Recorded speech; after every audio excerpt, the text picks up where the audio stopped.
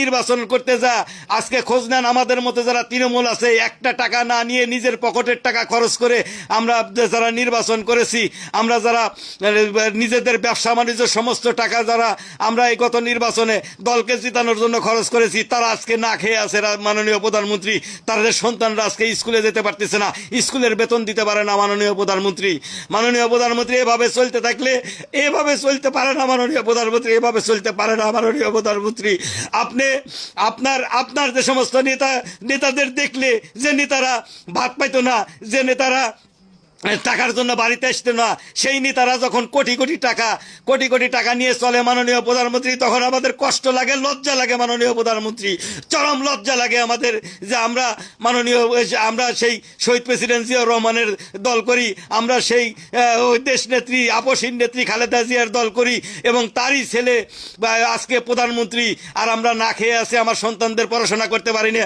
মাননীয় প্রধানমন্ত্রী, এটা ভাবতেও লজ্জা লাগে আমাদের, এটা ভাবতেও লজ্জা লাগে। আমার মতো লক্ষ লক্ষ কোটি তৃণমূল কর্মী আছে, আপনি কি খোঁজ নিয়েছেন মাননীয় প্রধানমন্ত্রী? অথচ আমাদের বলেন, আমরা তালিকা তৈরি করে দেই 5 তারিখের পরে কারা কারা কোটিপতি হয়েছে এলাকার।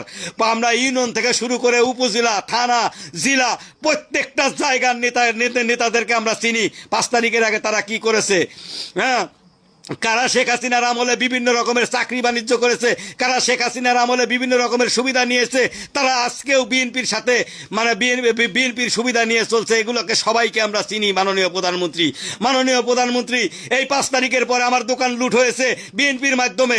কারণ বিএনপির যখন দল বেচা শুরু হয়ে গেল, যখন কমিটি বেচা শুরু হয়ে গেল, তার প্রতিবাদ করতে যে আমার দোকান লুট হয়েছে মাননীয় প্রধানমন্ত্রী, আমার ব্যবসা নষ্ট হয়েছে মাননীয় প্রধানমন্ত্রী।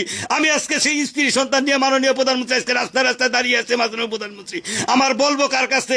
আপনার নেতার মাধ্যমে, আপনার নেতার মাধ্যমে।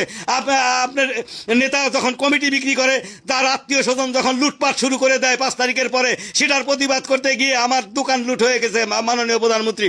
আজকে আমি পথে বসে গেছি মাননীয় প্রধানমন্ত্রী। স্ত্রী সন্তান নিয়ে আমি আজ চলতে পারি না। আজকে আমার একটা কর্ম নাই, আমি আজকে কর্মের জন্য জায়গায় জায়গায় ঘুরি, বিভিন্ন জায়গায় ধর্ণা দেই।